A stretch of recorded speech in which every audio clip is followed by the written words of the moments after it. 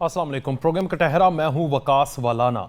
हुकूमत एक तो चले गई और दूसरी हुकूमत के वज़रा ने भी अपना हलफ ले लिया है, यानी निगरान हुकूमत उनके वज़रा भी हलफ ले चुके हैं।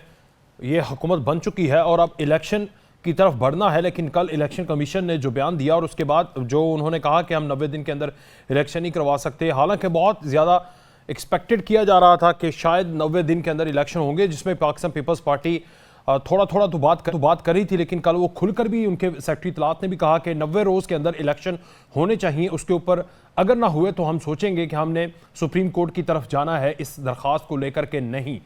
और इलेक्शन कमीशन के इस फैसले के बाद अब ज़्यादातर पार्टियों के अंदर ये तशवीश पाई जा रही है कि आया 4 महीनों में भी इलेक्शन होंगे या नहीं, 1 साल तक चले जाएंगे या उससे भी आगे जा सकते हैं। एक ये, और दूसरा पाकिस्तान मुस्लिम लीग नून के ताहियात कायद नवाज शरीफ लंदन से वतन वापस कब आएंगे। आज भी उनसे सवाल किया गया तो उन्होंने कहा कि इंशाअल्लाह, उन्होंने कोई तारीख नहीं बताई। हालांकि बहुत सारे लोगों के नज़दीक जो पार्टी के अंदर थे उनका इसरार था कि सितंबर के मिड तक, यानी जैसे ही आपको पता है कि चीफ जस्टिस साहब अगले आते हैं तो उनको वतन वापस आ जाना चाहिए, क्योंकि उनके जो रिव्यू के लिए पटिशन थी, वो जो कानून इन्होंने एक्ट बनाया था वो भी उड़ा दिया, और उसके अलावा दीगर जो कवानीन साजी करते रहे अपने हवाले से वो उड़ती रहीं। उसकी वजह से आज तक नवाज शरीफ वतन वापस नहीं आ सके। उनके भाई का इक़्तिदार ख़त्म हुआ। उनके भाई से याद आया, जब वो अपना इक़्तिदार छोड़कर जा रहे थे शहबाज शरीफ साहब, तो उन्होंने कहा माशाल्लाह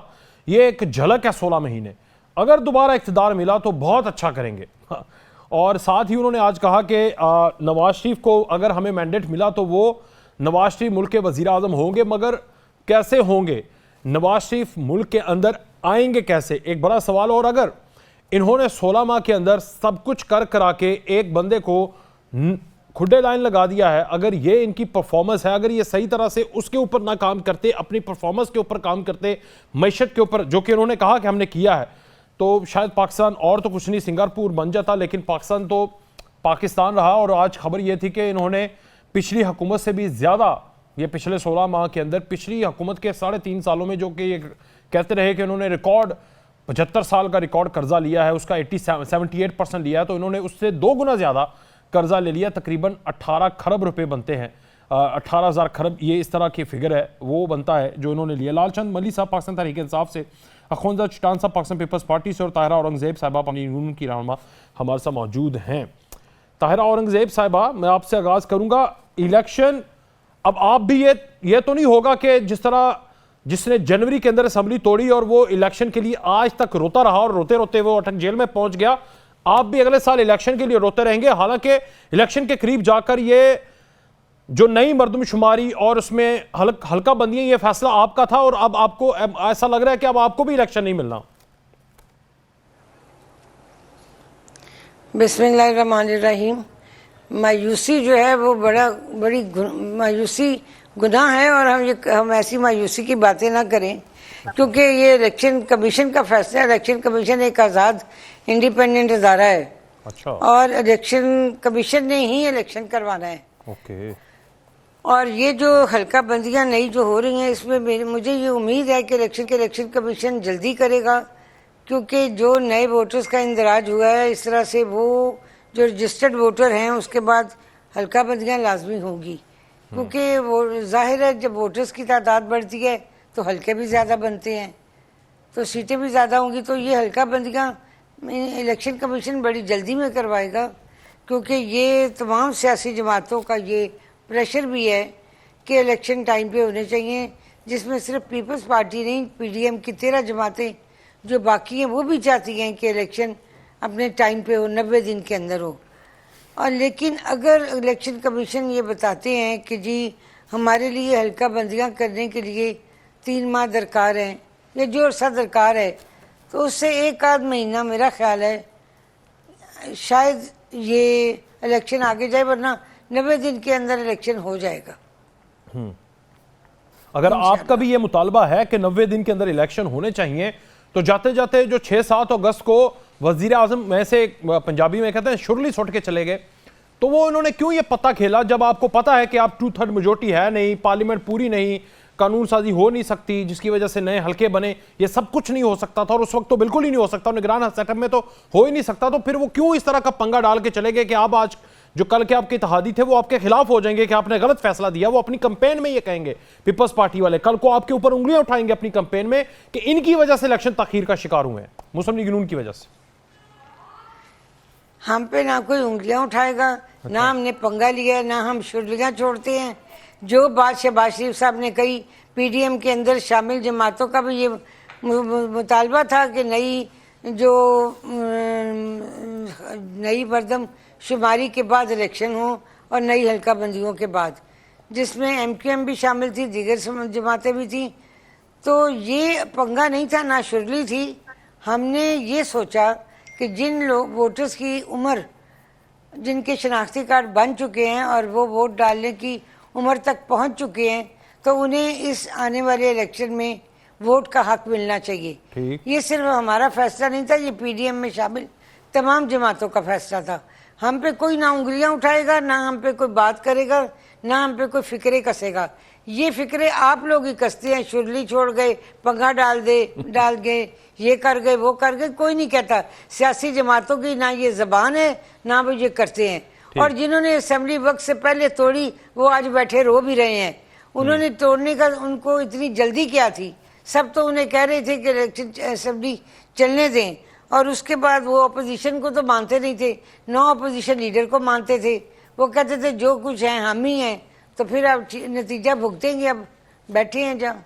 ठीक, अखुंजद चटान साहब, ये पाकिस्तान मुस्लिम लीग नून का नहीं बल्कि आपका भी फैसला था और सीसी में आप भी बैठे हुए थे, आपके वजीर आला भी बैठे हुए थे, कमर ज़मान कायरा साहब भी बैठे हुए थे। तब आपको ख्याल नहीं आया आज आपको 90 दिन से ऊपर इलेक्शन जाते हुए नजर आए तो आप सुप्रीम कोर्ट का दरवाजा खटखटाएंगे? सियासत आप खेलते रहे, भुगतें जनाब। बिस्मिल्लाहिर्रहमानिर्रहीम। देखिए जी, हम तो आज भी हल्का बंदियों के खिलाफ नहीं है।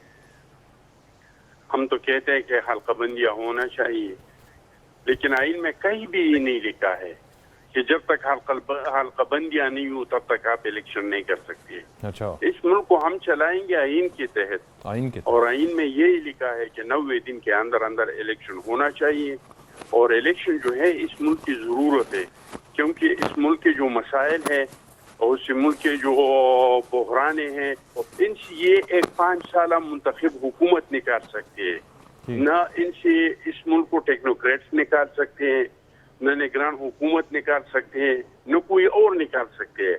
हमारा जो मईशत का मसला है, हमारे जो दहशतगर्दी का मसला है, जो हर रोज मेरे बाजोड़ में 30 अगस्त से अभी तक 2 खुदकश धमाके हुई है। इस तरफ खैबर एजेंसी में हुई, वजीरिस्तान में जी रेगुलर टारगेट किलिंग हो रही है। तो हम समझते हैं कि हमारे मुल्क की जो मसाइल है, इसके लिए एक मुंतखब हुकूमत का होना लाजमी है।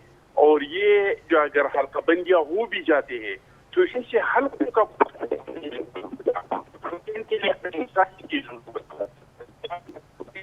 कौमी असेंबली के हल्के बढ़ाएंगे, तो इसके लिए आप असेंबली से कानून पास करेंगे। तो अगर आप की असेंबलियां नहीं है, आपके हल्कों की पोजीशन चेंज नहीं हो सकता है, तो फिर आप अच्छा, मुझे ये बताएं आज चटान साहब, मैं फिर आगे बढ़ूंगा। चटान साहब, आज आप कह रहे हैं कि आइन में कहीं नहीं लिखा हल्का बंदियां हो तो इलेक्शन होने चाहिए, हल्का बंदियों की बुनियाद पे डिले नहीं होना चाहिए। आइन 90 दिन का कहता है, हल्का बंदियों का नहीं कहता। जब आप सीसी इजलास में बैठकर इस चीज की मंजूरी दे रहे थे आपके वजीर आला कमर ज़मान कायरा, तब नहीं याद था? भाई हमने तो आज भी मैं कह रहा हूँ कि हम इसके हक में है कि हल्का बंदियां होना चाहिए। अच्छा, लेकिन हम इसके हक में नहीं है कि हल्का बंदियों के लिए आप इलेक्शन को डिले करें। बेशक आप हल्का बंदियां करें, या तो इलेक्शन से पहले आप करना चाहते हैं, जो कि कोई जरूरी नहीं है, क्योंकि हल्कों का कोई पोजीशन चेंज नहीं हो रहा है। तो दिन रात फिर उस चीज की मंजूरी क्यों दी? तब आवाज उठाते ना जब जरूरी नहीं है, हल्का बंदियां जरूरी नहीं है, तो हल्का बंदियों की तो इजाजत दी गई थी उस इजलास में। हाँ जी, आपकी आवाज नहीं आ रही।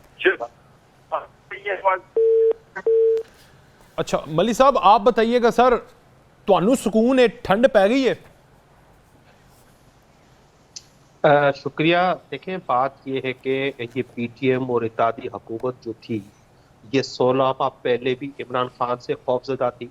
ओ यार, ये आज भी इमरान खान से खौफजदा है। ये नहीं और मैं ये मानता, इमरान खान से खौफजदा ही ये मैं नहीं मानता, मुझे कन्विंस करें आप।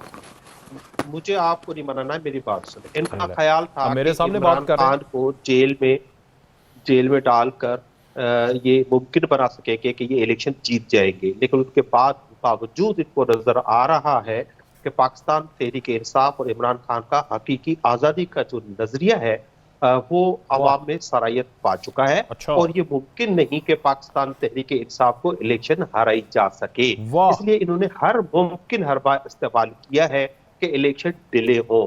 अब ये समझते थे कि इमरान खान को जेल में होंगे, उनको घर का खाना नहीं देंगे, उनको मुकला की टीम को मिलने नहीं देंगे, उनको तंग करेंगे, तो उससे कोई शायद एक मैसेज जाएगा कि अब पाकिस्तान तहरीक इंसाफ पॉपुलर नहीं रही है, लेकिन पाकिस्तान तहरीक इंसाफ उसी तरह पॉपुलर है। लेकिन ये दोनों जमायतों की जो मुनाफकत है वो आज भी उसी तरह से जारी है जो पहले जारी थी। अब पहले इन्होंने आइन का जो इन्होंने धज्जियां बिखेरी, जो आइन जिसकी ये गोल्डन जुबली मना रहे हैं उसको इन्होंने वायलेट किया, उसका इन्होंने जनाजा जो निकाला वो तभी निकाल दिया था जब 90 दिन में पंजाब और केपी में इलेक्शन नहीं कराए थे। अब ये क्या रोना रो रहे हैं? अब ये सीसीआई की बात कर रहे हैं। ये सीसीआई जिसने सेंसस की मंजूरी थी वो गैर कानूनी और गैर आईनी थी, उसमें 2 चीफ मिनिस्टर थे, वो केयर टेकर थे, वो पॉलिसी मैटर में हिस्सा नहीं ले सकते थे। उसके बावजूद इन्होंने ये सब कुछ किया और पीपल्स पार्टी को अच्छी तरह, पीपल्स पार्टी खुद वो तो सरेआम उनके चीफ मिनिस्टर कहते रहे थे कि हम इस सेंसस को नहीं मानते। फिर अचानक रातों रात उनको क्या हुआ, कहां से उनको पुश मिली कि उन्होंने फौरी तौर पर जाके उस पर दस्तखत कर दिए। एमक्यूएम भी नहीं मान रही थी, वो भी मान गई और सब ये अब मान गए। अब इनको नजर आ रहा है, इनको अच्छी तरह से नजर आ रहा है कि इलेक्शन जिनको करवाना है, अब जो ये मौजूदा जो सेटअप आया है, आज अगर उसके आप वजीर इंफॉर्मेशन जो है सोलंकी साहब, उनकी स्टेटमेंट सुने, वो कह रहे हमारा तो काम ही नहीं है, हम तो वो इलेक्शन कमीशन जाने, वो जिस दिन कहेंगे तब कराएंगे। उन्होंने एक दफा भी, वो सोलंकी साहब जो हमें सबक देते दिखाई देते रोजाना टीवी चैनल्स पे आइन और कानून का, उन्होंने एक दफा भी नहीं कहा कि 90 दिन में इलेक्शन होना चाहिए। उन्होंने एक दफा भी नहीं कहा। तो वो उनका काम ही नहीं है, वो तो इलेक्शन कमीशन का ही काम है ना।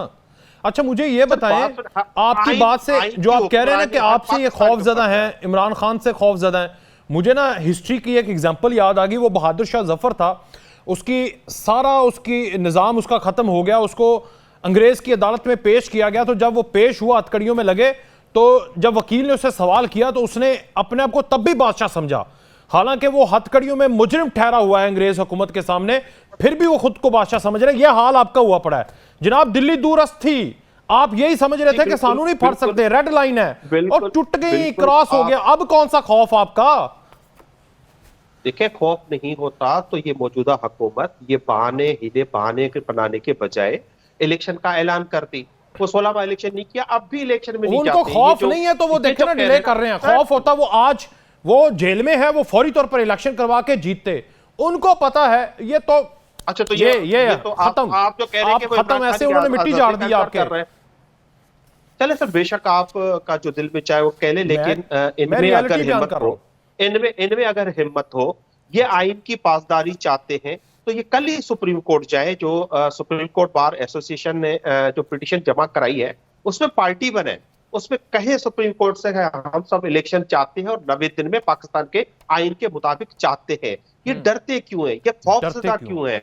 ये क्यों इनको खौफ आता है कि हम इलेक्शन की बात करेंगे तो हमें जो है कहीं से झाड़ पिलाई जाएगी? क्यों डरते हैं ये? इनको चाहिए कि सर आमलान करें और ये इलेक्शन का मुतालबा करें। जिस तरह से जो आपने देखा कि बिलावल भुट्टो साहब ने जो आखिरी स्पीच की थी, तो उन्होंने जो कहा था कि हमें जो है इस तरह से माहौल बना के दें कि हम 30 साल जो है हुकूमतें करें और हमें कोई मैं और मरियम जो है वही हुक्मरानी करें, बाकी तो सारे गुलाम है ना मुल्क में। बिल्कुल आपका पॉइंट समझ आ गई। ले अब जरा मैं आपकी बातें लेके जाऊं ताहिरा साहबा के पास। ताहिरा साहबा, आप तो हैं डरपोकों का टोला।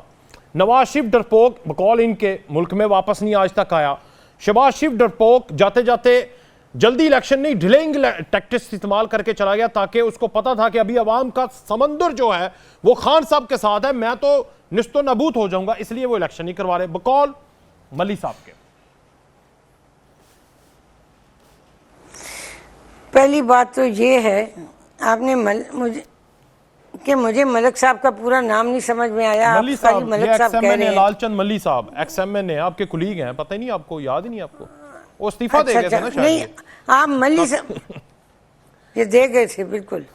मैं ये अर्ज करना चाहती हूँ कि ना तो नवाज शरीफ डरपोक हैं, नवाज शरीफ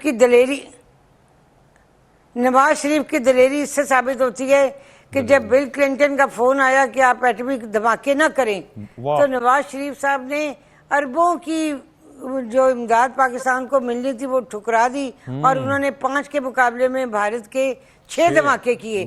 इससे आपको लगता है कि नवाज शरीफ डरपोक लीडर है? ये तारीख ने साबित किया वो कारगिल कि में क्या हुआ? पाकिस्तान एक ऐसी इस्लामी मुमलिकत है जिसे हमने एटमी कुव्वत बनाया। अच्छा, और पूरे पाकिस्तान में नहीं, सिर्फ पूरे आलम इस्लाम में लोगों का सर फख्र से बुलंद हुआ। जिसके बाद सऊदी अरेबिया, तमाम यूएई, जितने मुसलमान ममालिक थे, उन्होंने नवाज शरीफ साहब को और पाकिस्तानी कौम को मुबारकबाद के पैगामात भेजे। और शहबाज शरीफ साहब हैं जो उन्होंने साबित किया कि 15 माह में जो काम वो करके गए हैं, पाकिस्तान की तारीख में कभी 15-16 माह में ये काम नहीं हुए थे। इंसानी अकल हैरान होती है। पूरी रात वो जागते थे और पूरा दिन वो काम करते थे। आप इतनी महंगाई कभी नहीं हुई, और वो क्यों पेट्रोल इतना महंगा कभी नहीं हुआ, डॉलर इतना नीचे कभी नहीं गिरा, इतना ज्यादा जुल्म कभी किसी के ऊपर हुआ ही नहीं। बात सुने, इंसानी हकूक की पाबंदी इतनी ज्यादा आज से पहले देखी नहीं गई। जी, अब बाकी आप सही कह रही हैं। देखिए, ये सारे काम जो है ना, ये सारे 3 साल की हुकूमत करके गई, जो खमियाजा हमने भुगता। हमने अपनी सियासत नहीं बचाई, हमने रियासत को बचाया, रियासत पाकिस्तान को बचाया। और IMF के साथ जो हमने मुआहदा जिस मंजिल से गुजर के किया, आप सबको ये पता है, तमाम मीडिया वालों को, कि जिस तरह इमरान खान साहब ने IMF का हशर किया, मैं IMF के पास नहीं जाऊंगा, पहली तकरीर थी, मैं खुदकशी कर लूंगा। फिर गए, फिर यू टर्न लिया, फिर गए, फिर मुआहदे तोड़े, फिर गए, फिर जाते जाते सब्सिडी हटा गए। ये सब काम वो हुकूमत करके गई। हमने सिर्फ उनका गंद और उनकी बारूदी सुरंगें जो वो बिछा के गए थे वो साफ की है। और हमने किसी किस्म की महंगाई में हमने इजाफा नहीं किया। ये सब किया धरा उन्हीं लोगों का है, उन्हीं लोगों का जो ये करके गए थे। इतना गंद डाल के गए थे, आपको 16 माह लगे, आप बिल्कुल साफ नहीं कर पाए। आपने अपनी कुर्बानी दे दी। मैं खराज तहसीन पेश करता हूं आपकी सियासत को। हमारे पास अलादीन का चिराग नहीं था कि हम घिसाते और 4 साल के मसाइल को हल कर देते। हम प्राइम मिनिस्टर हाउस को यूनिवर्सिटी बनाएंगे। स्टूडेंट्स मेरे से पूछते थे फीस ले लेके, जी कहाँ जाके दाखिला लें।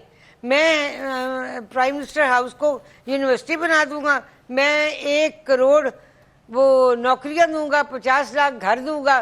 कहाँ गए वो दावे, वो झूठ। रियासत मदीना का जो हशर वो करके गए, शर्म आती है ये सोच के, क्या रियासत मदीना का ये नक्शा था? तारीख ने जो हमें दिखाया वो था, या जो ये झूठे बता के गए वो था?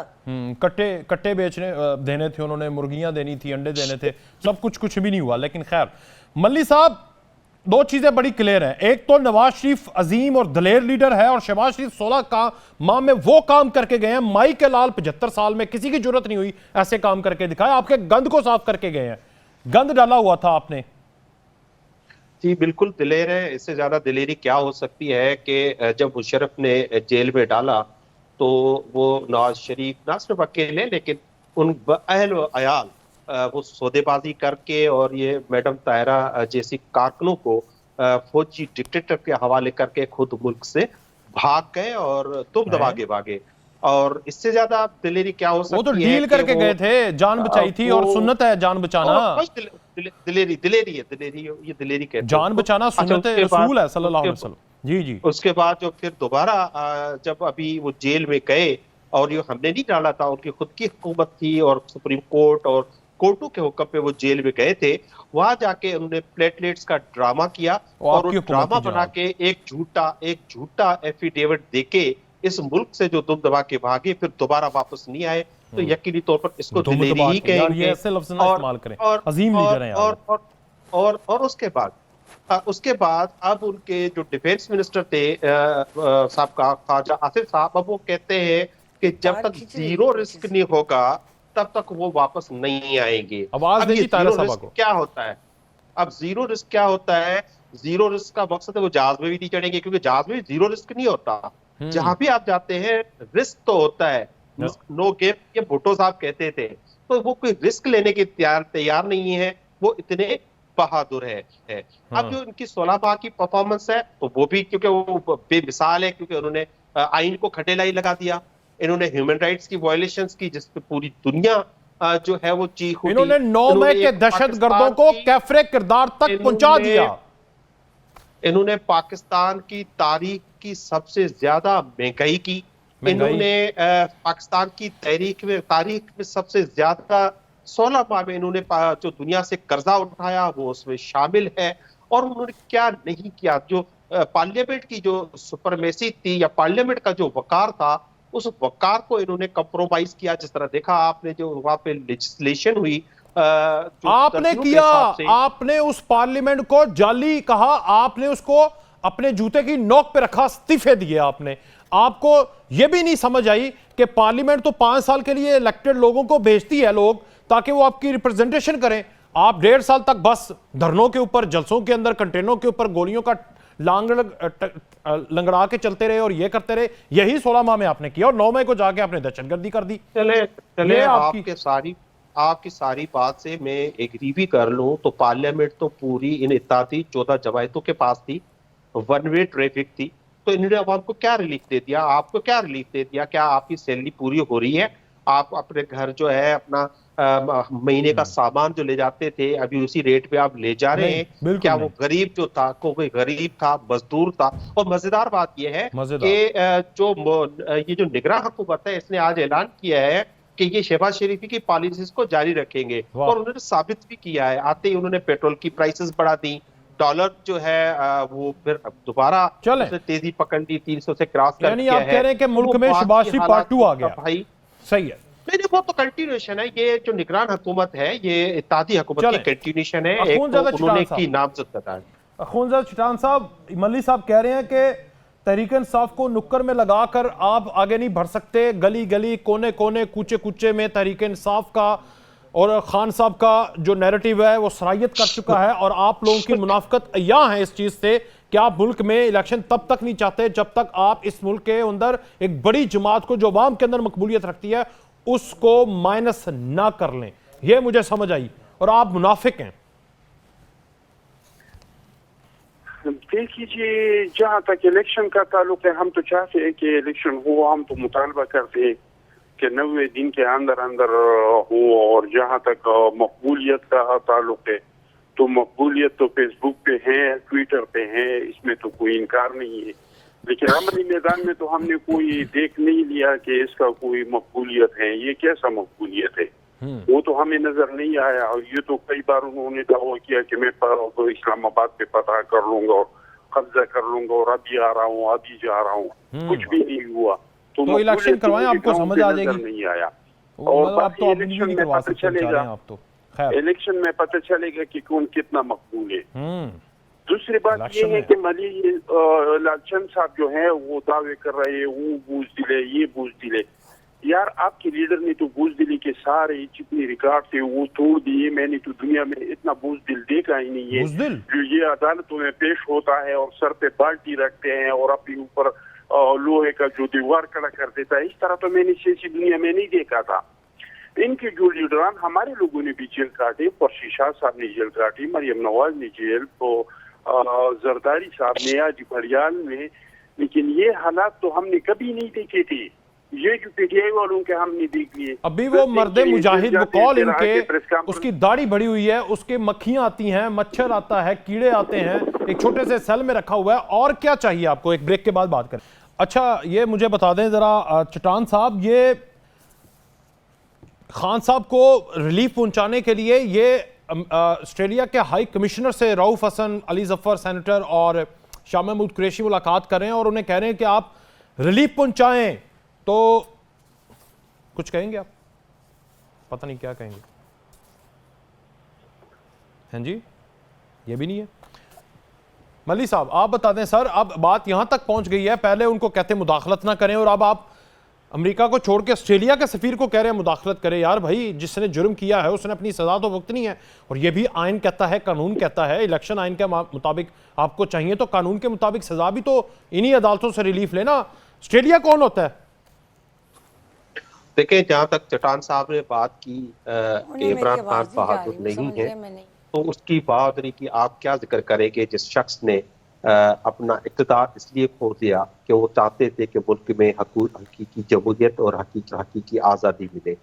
उनको कई बार ऑफर की कि आप मुल्क छोड़ जाएं, उन्होंने मुल्क छोड़ने से इनकार किया। किसने ऑफर की? किसने ऑफर की? ये बात किसने की? उन्होंने जेल का, ये किसने कहा मुल्क छोड़ दें? किसने कहा, ये बताएं मुझे। जो हमेशा ऑफर्स देते हैं, जिन्होंने हमेशा ये किसने कहा था कि नवाज शरीफ को किसने बाहर भेजा था? इमरान खान ने, आपको क्या चेयरमैन तहरीक इंसाफ ने, यास्मीन राशन ने स्टैंप की थी। सर की बात तो सुने ना।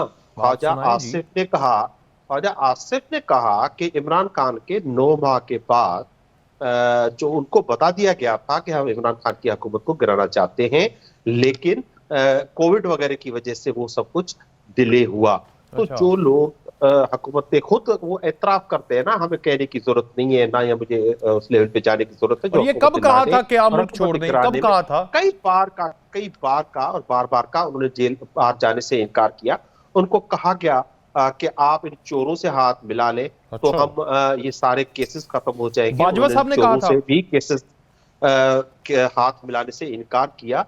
तो वो एक शख्स जो है तो पाकिस्तान के अवाम में यकीन रखता है, पाकिस्तान के आइन में, पाकिस्तान कानून में यकीन रखता है, उसको हरगिज किसी की परवाह नहीं है। और वो जेल भी गया है, वो उन्होंने कोर्ट में हाजिरियां भी दी हैं, और वो हजारों लोगों के साथ। अब मेरी बात पे आ जाए ना कि अब आप अमेरिका की गुलामी नामंजूर और ऑस्ट्रेलिया की इंटरफेरेंस मंजूर, अमेरिका की मुदाखलत नामंजूर, ऑस्ट्रेलिया की मुदाखलत मंजूर।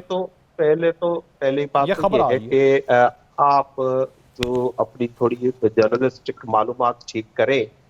हमें किसी की गुलामी मंजूर नहीं है।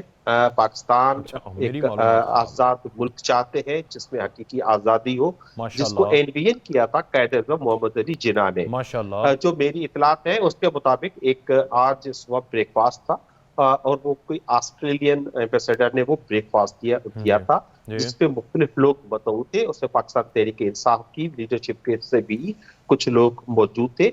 और ये जो आप कह रहे हैं कि हमने कोई वहां से जाके भीख मांगी, ना तो उनके कोई हाथ में है कि इमरान खान को कोई रिलीफ दे, वो हाथ में पाकिस्तान की, एक तो अल्लाह के हाथ में और उसके बाद पाकिस्तान की अदालतों के हाथ में, जिनको वो रिलीफ देना है। हम उसी तरफ देखते हैं, हम किसी की तरफ इस रिलीफ के लिए नहीं देखते। हम वो नहीं है जो उनसे जाके एक किसी साजिश के नतीजे में यहाँ पे अपनी हुकूमत कायम करे। हम इंशाल्लाह पाकिस्तान की आवाम के दम से, उनके वोट से हुकूमत भी बनाएंगे और इमरान खान को वज़ीर-ए-आज़म भी बनाएंगे इंशाल्लाह। अभी भी? जी बिल्कुल, अभी भी क्या है, और उनको सजा तो इसी केस में दी है ना कि आपने जो असासे जो लिखे या वो जो गिफ्ट था वो इस खाने में नहीं लिखा, उस खाने में लिखा। इमरान खान पे अल्लाह की मेहरबानी से कोई चोरी का इल्जाम नहीं अभी है, साइफर का भी मुकदमा चल रहा है, करप्शन का इल्जाम नहीं है। अच्छा, मुकदमे तो 200 हो गए ना, जब डबल सेंचुरी होने वाली है। वो है ही प्लेयर, वो खूब जानता है कि इन सब चीजों को कैसे फेसअप करना है। 200 मुकदमा से कोई फर्क नहीं पड़ता। तो लेकिन उनका ये सारे झूठे हैं और ये मुकदमात हैं, और ये इसकी चट्टान साहब भी तस्दीक कर देंगे। लें जी चट्टान साहब, आप भी तस्दीक करें। एक तो उस बंदे को बड़ी दफा ऑफर की कि मुल्क छोड़कर चले जाएं, वो नहीं गया आपके इत्तेहादी नवाज शरीफ की तरह। फिर उन्होंने कहा कि आप इनसे हाथ मिलाएं, उसने कहा मैं चोरों से कभी हाथ नहीं मिलाऊंगा। चोर मुसल्लत हुए पड़े हैं और वो अदालतों से रिलीफ चाहता है, ना कि आप लोगों से या किसी बैरूनी ताकत से। ये है वो मर्द मुजाहिद। जी जी, जहाँ तक चोरों का ताल्लुक है तो इमरान खान साहब को दाई बाई सारी चोर थे, इनके घर में अपने चोर थे। वो सारी स्टोरियां नजर आ रही हैं, सब बता रहे हैं, इनके साथी खुद अपने मुंह से कह रहे हैं। फिर दूसरा शकवान ने क्या कहा, आपके चैनल पे कहा था कल या परसों जो इंटरव्यू दे रहा था, तो इसमें उन्होंने क्या कहा कि चोर कौन थे। इनके अपने लोग अलीम खान कह रहे हैं कि चोरी किस तरह होती थी। इनके अपने जो लोग है वो तो चोर तो सारे इर्द गिर्द जो थे, घर से लेकर दफ्तर तक और दफ्तर से लेकर हर जगह पे चोरी शोर थे। दूसरी बात ये कि किसने उसको कहा है कि आप मुल्क से बाहर जाए? किसने कहा? ये बिल्कुल मुल्क से बाहर नहीं जा सकते। अगर उसको छोड़ना चाहे तो ये रातों रात चला जाएगा। अच्छा, इनको मौत आ जाती है जेल से, वो कुछ भी करने को तैयार है अगर उसको छोड़ा जाए। लेकिन इनके जराइम ऐसे हैं कि वो छोड़ने वाले नहीं है। उन्होंने ऐसे ऐसे जराइम किए, उन्होंने मुल्क तोड़ने की साजिश किया है, उन्होंने कोर्ट में बगावत करने की साजिश किया है, उन्होंने जना के घर को जलाया है, उन्होंने हमारे शोहदा के जो तस्वीरें हैं उनको सड़कों पे घसीटे हैं। तो इनके लिए माफी का कोई लफ्ज नहीं है, लेकिन इनके खिलाफ कोई इंतकाम भी नहीं होगा। अदालत चाहे, इदारे चाहे और वो चाहे।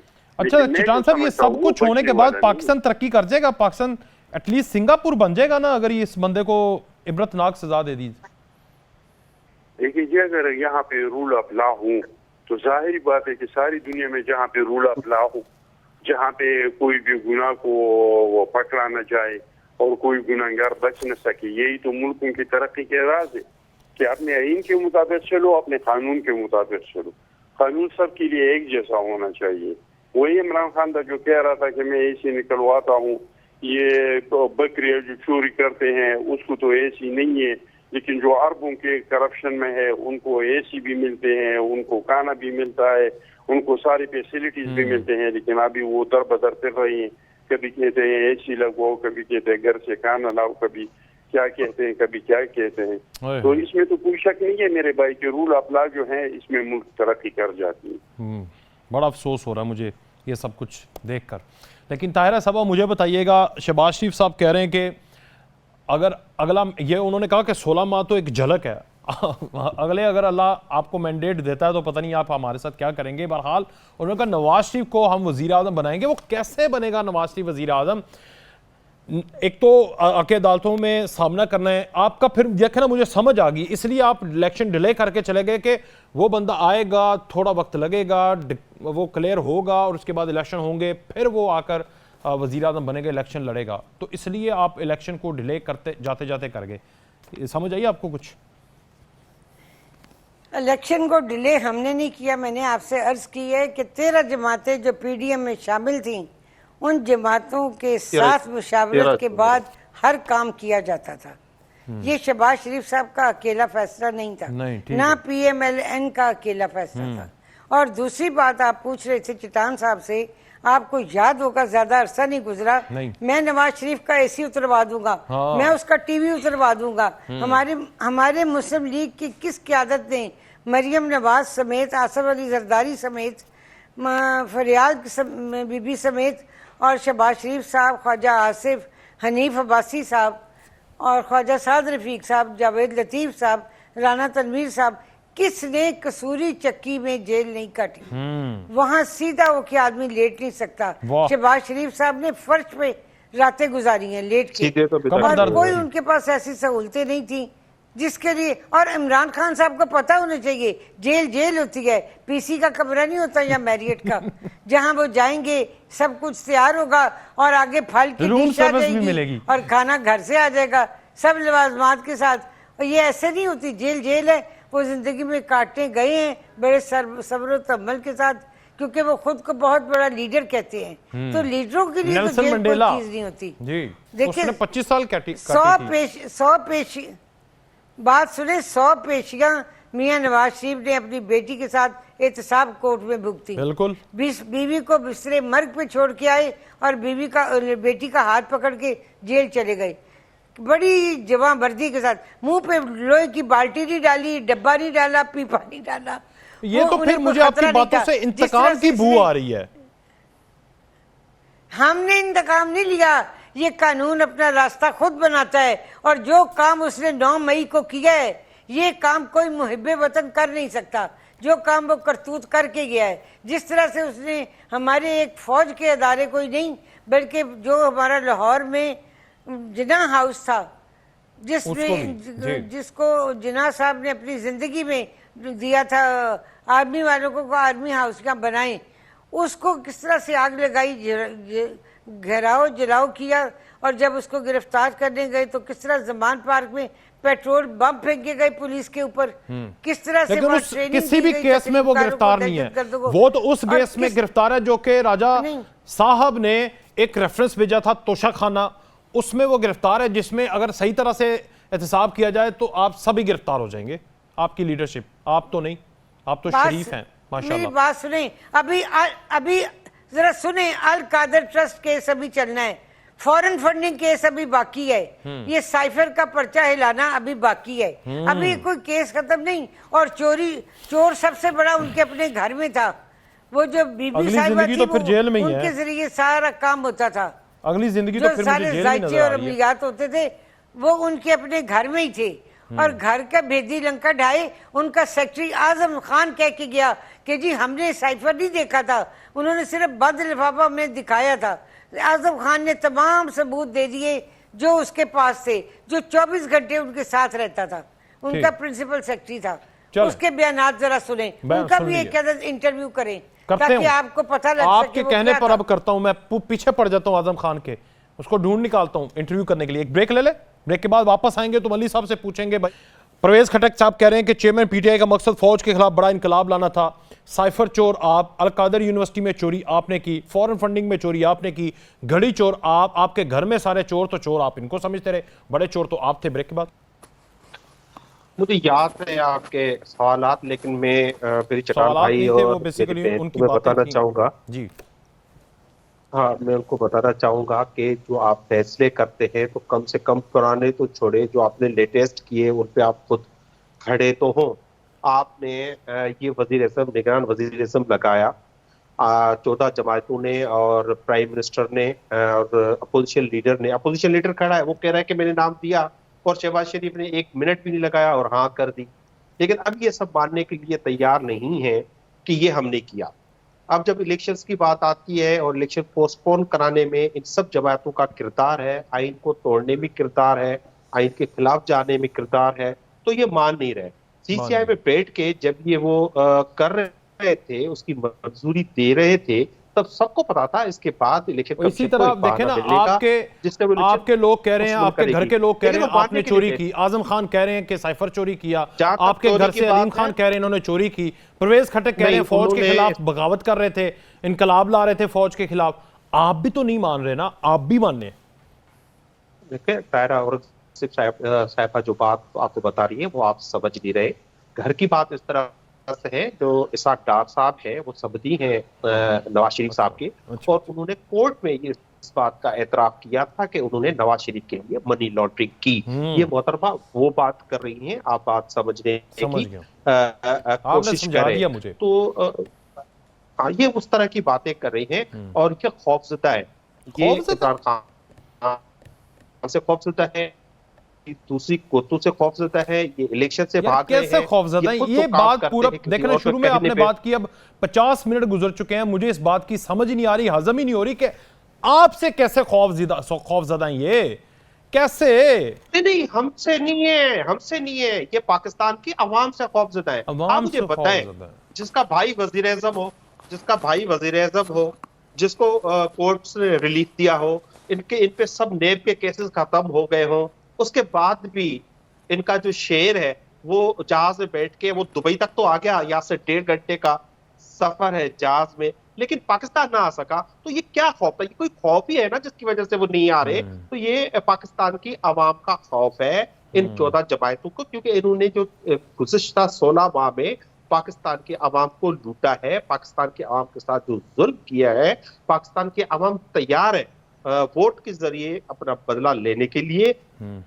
वोट डालेंगे किसको? आप खड़े होंगे इलेक्शन में? अगर ये चाहते हैं, आप खड़े होंगे इलेक्शन में?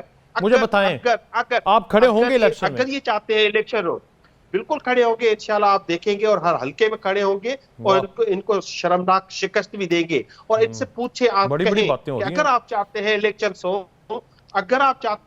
हो, तो कल आप प्रेस कॉन्फ्रेंस करें, कल आप सुप्रीम कोर्ट में जाए और ये मुतालबा चैलेंज करें आप इलेक्शन कमीशन को। ले तायरा साहब, एक तो मैं तो बड़ा डिफेंड कर रहा हूं, लेकिन मुझसे नहीं डिफेंड हो रहा। आपका लीडर डरपोक है, दुबई तक आया, यहां नहीं आ रहा, अवाम का खौफ है उसे, और फिर सुप्रीम कोर्ट का भी थोड़ा। क्यों नवाज शरीफ पाकिस्तान आएगा ना, तो लग पता जाएगा। हाय हाय, ये किसी भुलेखे में ना रहें। ये सितंबर के मिड में इंशाल्लाह मियां नवाज शरीफ वापस आएंगे, इलेक्शन की कैंपेन को लीड करेंगे, वो पाकिस्तान में इलेक्शन कैंपेन की क़यादत करेंगे इंशाल्लाह। और सबसे बड़ी बात ये है कि नवाज शरीफ जो है वो अवामी लीडर है, अवामी। वो कोई ऐसी बात नहीं है कि वो किसी बात से घबराएंगे या लड़ेंगे। जो अपनी बीवी को बिस्तर मर्ग पे छोड़ के आके बेटी के साथ गिरफ्तारी दे सकता है, इससे बड़ा सानिया क्या होगा, इससे बड़ा मरला क्या होगा। ठीक है। और कोई डब्बे टीन के मुंह पे डाल के पेशियां भुगतता है, उसकी भी हालत देखे जेल जाने की, थर थर कांप रहा होता है। आप हैरान होंगे कि जिन केसेस में इन्होंने हमारे लीडरान को गिरफ्तार किया, सजा दूसरे में मिली। मियां नवाज शरीफ को उन्होंने गिरफ्तार किया पनामा केस में, नाअहल किया कामा केस में। जी जी जी, ठीक है, ठीक है। नाअहल किया ना, नाअहल किया और फिर सजा मिली अकामा केस में। और शहबाज शरीफ साहब को पकड़ा गया जी ये आशियाना हाउसिंग, और सजा किस में मिली, साफ पानी केस में, जिसमें वो बरी हुए। राना पानी में डूब के मर जाना चाहिए था, सजा देने वाले वो बरी किसी और पे हो गए। नहीं, वो हेरोइन का केस डाला राना सनाउल्लाह साहब के पास, और इनका एक वजीर असेंबली में कहता था ऊपर अल्लाह के नाम है। मैं कहता हूँ कि राना सनाउल्लाह पर केस सही है, और राना सनाउल्लाह शाहिद खान अब्बासी पे केस झूठा डाला, शाहिद खान अब्बासी साहब बरी हुए। इन्होंने किस पे झूठा केस नहीं डाला। ये जी आपके करतूत है मली साहब। और चटान साहब आप भी याद कराएं दो चार करतूत। मैं जी इस बात और अपने ये कह रहे हैं ये लोग अवाम से डर रहे हैं। हम अवाम से क्यों डरेंगे? हमने तो 16 महीने हुकूमत किया, मुल्क को डिलीवर किया, हमने मुल्क को तबाही से बचाया, डिपार्ट से बचाया, हमने बारिश को दुरुस्त कर दिया, हमने और बहुत सारे काम किए। लेकिन ये बताए कि ये अवाम के पास कैसे जाएंगे? जिन्होंने कहा था कि खुदकशी कर लूंगा, तब्दीली के साथ, नारों के साथ, जज्बे के साथ कर दूंगा, वो 1 करोड़ नौकरियां दूंगा, करप्शन का खात्मा कर लूंगा, बाहर से लोग यहाँ पे मजदूरी करने के लिए आएंगे। ये किस मुंह से और किस आंखों से अवाम के सामने जाएंगे? हम तो अवाम के सामने इंशाल्लाह करप्शन का कारखाना घर में खोला हुआ था। ले मली साहब कुछ कहना चाहिए तो हमको बताएंगे कि इस फॉरेन फंडिंग ने जो है मुल्क को सर आप अवाम में आए तो सही, आप अवाम में आने के लिए तैयार नहीं है। आप अवाम में आए तो सही ना, आप अवाम से भागते क्यों है? इलेक्शन से भाग क्यों रहे हैं? मसला ये है कि लेकिन अफसोस अवाम में आप तीनों ने नहीं हो रहा। आप लोगों ने तो मुल्क को इतना दोनों हाथ। बहुत शुक्रिया जी चरान साहब, बहुत शुक्रिया, बहुत शुक्रिया ताहिरा साहब, इजाज़त।